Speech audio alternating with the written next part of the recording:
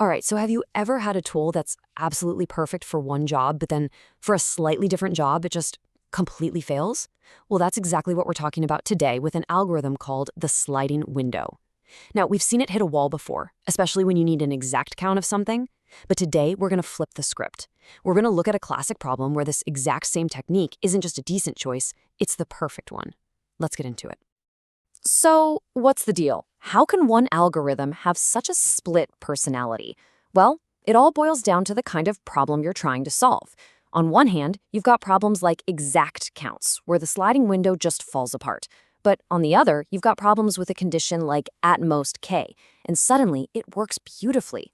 Understanding this difference, well, that's the key we're unlocking today. Okay, so let's get specific. The problem where this technique really shines is often called the at most k problem. So let's define exactly what we're trying to do here. Here's the challenge. We're given a string, and we're given a number k. Our job is to find every single substring that has k or fewer unique characters. And pay close attention to that wording, not exactly k, but at most k. That tiny little phrase, that's the whole ballgame. To make this real, let's take an example. Say our string is abcba and k is 2. We're looking for substrings with 1 or 2 unique characters. You know, stuff like ab or bcb, plus all the single letters. When you count them all up, there are exactly 9 valid substrings. Our algorithm's job is to find all 9 of them. So the big question is, why does the sliding window nail this problem when it failed on the other one? The answer is this really elegant idea called a monotone property. This is the secret sauce, the aha moment that makes it all just click. To really get this, let's just quickly remember why it failed before. That problem had what we call a non-monotone property. Think about it. If our rule was to find windows with exactly 3 distinct characters, and our window accidentally grew to have 4, we've broken the rule. And here's the kicker. Shrinking from the left doesn't guarantee a fix. You might shrink it down to 2 distinct characters, skipping 3 entirely. Once you broke the rule, it was broken for good. But with our at most k problem, everything changes. We have a beautiful monotone property. So imagine our window is valid. It has at most 2 distinct characters. Then we expand it, and oops, now it has 3. We've broken the rule. But, and this is the magic part, we can always fix it. We just start shrinking the window from the left until one of the unique characters is gone. And bam, just like that, we're back down to 2 and our window is valid again. So it really all boils down to this one simple question. If I expand my window and break the rule, can I always fix it just by shrinking from the left? If the answer is yes, then congratulations, you've got a monotone property and the sliding window algorithm is going to be your new best friend. Okay, enough theory, right? Let's actually see this thing in action. We're going to do a step-by-step dry run with our abcba example and k equals 2. We're going to watch the window expand, break the rule, and then magically fix itself.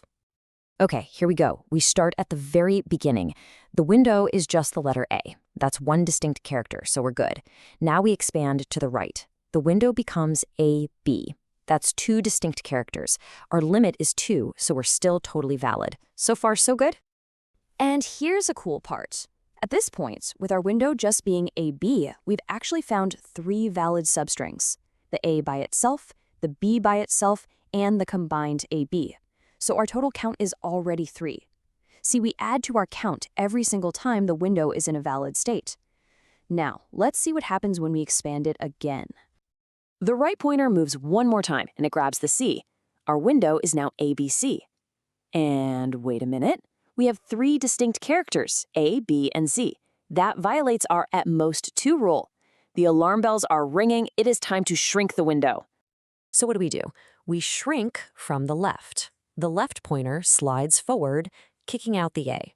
And just like that, our window becomes BC. How many distinct characters now? 2. The condition is restored. We fix the problem simply by shrinking. This is that monotone property in action, right here. All right, now that we're valid again, we can keep expanding. The right pointer moves to the next B. The window is BCB. That's still only 2 distinct characters, right? B and C. So we count the new valid substrings that end right here, BCB and CB. We had 3 before, we add these 2, and our new total is 5. But we're not done. The right pointer moves one last time all the way to the final A. Our window becomes BCBA. And there it is again, 3 distinct characters, B, C, and A. We've broken the rule for a second time, but this time we know exactly what to do. We start shrinking from the left. The left pointer moves past the first B. Our window is now CBA, still 3 distinct characters. Not good enough. Let's shrink again, moving past the C. Now the window is BA. Ah, there we go, 2 distinct characters. Perfect, the condition is restored.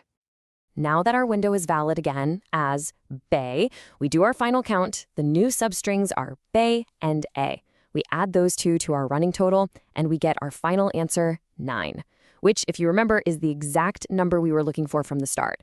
The algorithm nailed it. So seeing it play out visually is one thing, but what does this actually look like as code?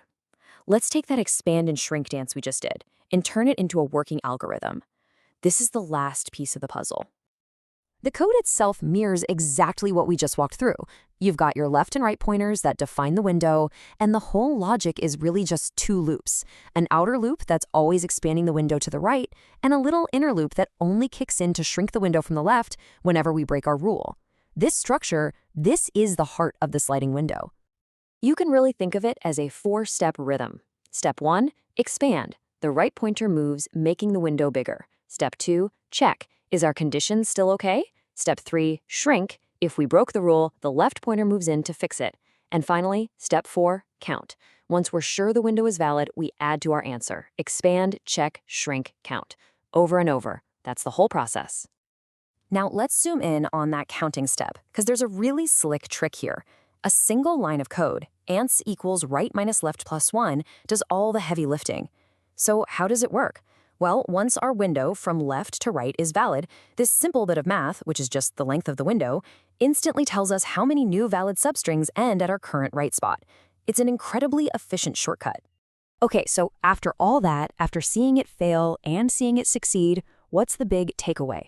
We can actually boil this all down to one simple, powerful rule to help you know when to reach for the sliding window technique.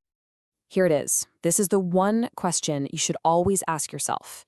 If expanding my window breaks the condition, can I always fix it just by shrinking it from the left? If the answer is a confident yes, then you've found a monotone property, and the sliding window is absolutely the right tool for the job.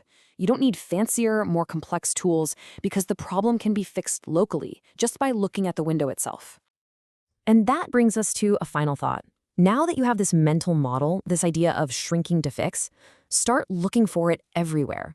Think about other problems like finding the longest substring with no repeating characters, or the smallest subarray that adds up to a certain number. They all share this same core correctable property. Thanks for watching.